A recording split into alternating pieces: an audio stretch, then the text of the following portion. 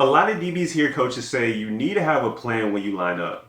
And most DBs don't really understand what that means. Because when you hear that, it sounds broad. It sounds like, what plan am I supposed to use?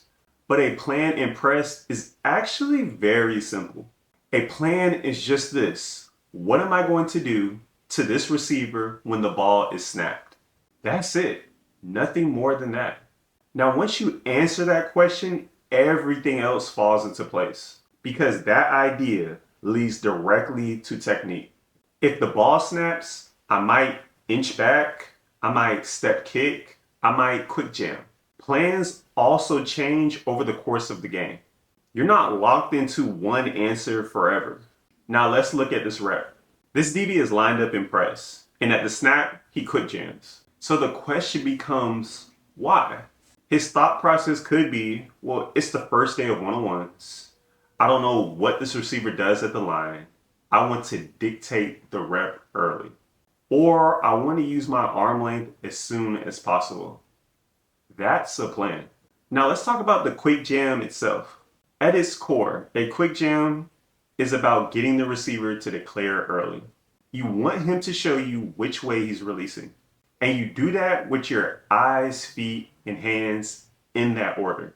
Now, here's where people get confused. Normally, I preach eyes on the hips. But on a quick jam, your eyes are not on the hips. Your eyes are on the target. Your hands are attacking the receiver's chest area. Why? Because you're not allowing the receiver to dance at the line. You're trying to disrupt him immediately. So your eyes have to be locked on what you're striking. Once the eyes are right, now we talk about the feet. Watch this DB's foot. His foot comes forward before his hands hit. That matters because in order to deliver a real shot, your feet need to be in the ground. You can't punch off a floating base. Think about it like boxing.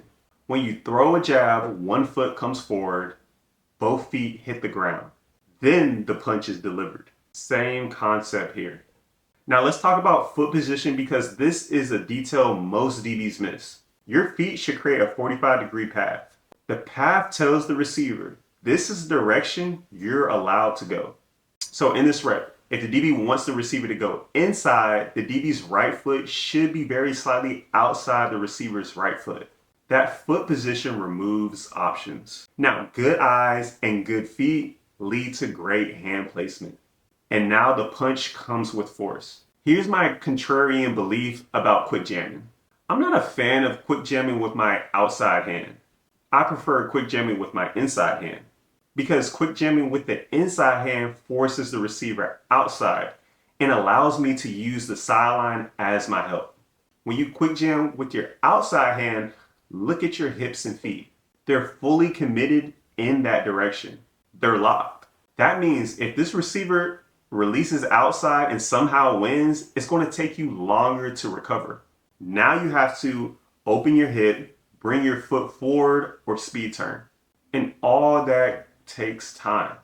And in press, time is leverage. Now, remember what jamming does. Quick jamming forces the receiver to declare early. So once he declares, your next thought has to happen immediately. As soon as I quick jam, I'm thinking get to the top shoulder. Because we're still in the short route quick game area. And it's just as fast as you quick jam, you have to be ready for one thing. It could be a slant. That's the plan.